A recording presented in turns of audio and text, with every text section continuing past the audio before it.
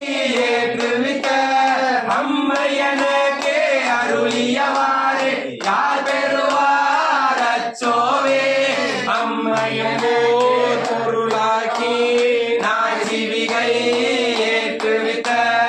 அம்மையனுக்கு அருளியவாறு யார் பெறுவார் அச்சோவே யார் பெறுவார்